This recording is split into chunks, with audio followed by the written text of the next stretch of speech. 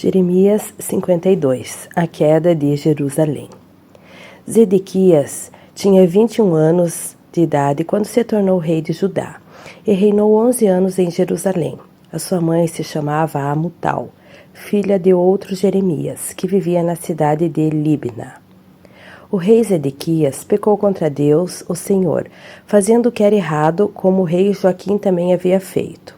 O Senhor ficou muito irado com o povo de Judá e de Jerusalém, e por isso fez com que fossem levados como prisioneiros. Zedequias se revoltou contra o rei da Babilônia. No ano nono do reinado de Zedequias em Judá, no dia 10 do 10º mês, o rei Nabucodonosor da Babilônia veio com todo o seu exército e atacou Jerusalém. Eles acamparam fora da cidade e construíram torres em volta para cercá-la. A cidade ficou cercada até o ano 11 do reinado de Zedequias.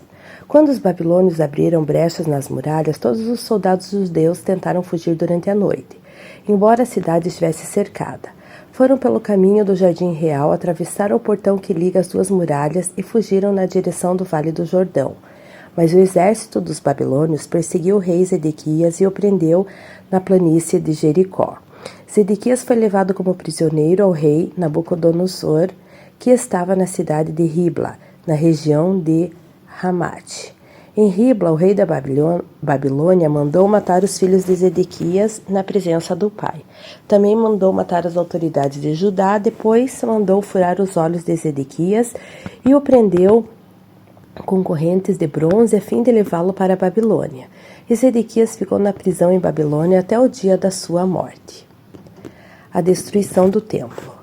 No ano 19º do reinado de Nabucodonosor da Babilônia, no dia 10 do 5º mês, Nebuzaradã, conselheiro do rei e comandante-geral do exército, entrou em Jerusalém. Ele incendiou o templo, o palácio do rei e as casas de todas as pessoas importantes de Jerusalém. Os seus soldados derrubaram as muralhas da cidade. Os babilônios quebraram as colunas de bronze e as carretas que estavam ao lado do templo e também o grande tanque de bronze.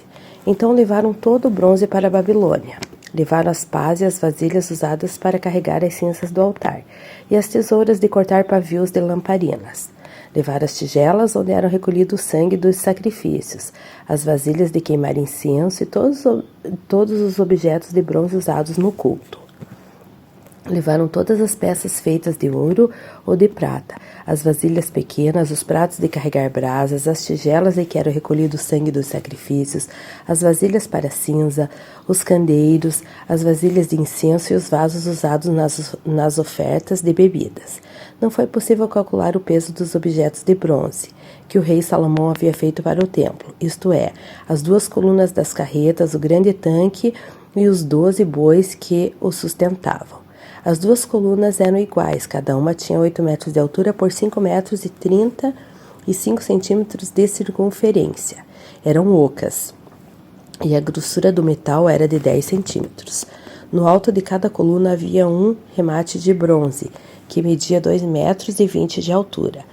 Em toda a volta do remate havia um enfeite rendilhado e com romãs. No enfeite rendilhado de cada coluna havia 100 romãs, sendo que 96 delas podiam ser vistas do chão. O povo de Judá é levado para a Babilônia. Nebuzaradã, o comandante-geral, também levou como prisioneiros Zereias, o grande sacerdote, e Sofonias, o segundo sacerdote, e os 3 outros oficiais de importância no templo. Da cidade ele levou o oficial que tinha sido o comandante das tropas, 7 conselheiros do rei que ainda estavam lá, o oficial encarregado de alistar homens para o exército e mais 60 homens importantes. Nebuzaradã os levou ao rei da Babilônia, que estava na cidade de Ribla, na terra de Ramate. Ali o rei mandou surrá-los e depois matá-los. Assim o povo de Judá foi levado como prisioneiro para fora da sua terra. Este é o número de prisioneiros que Nabucodonosor levou. No 7º ano do seu reinado, levou 3.023.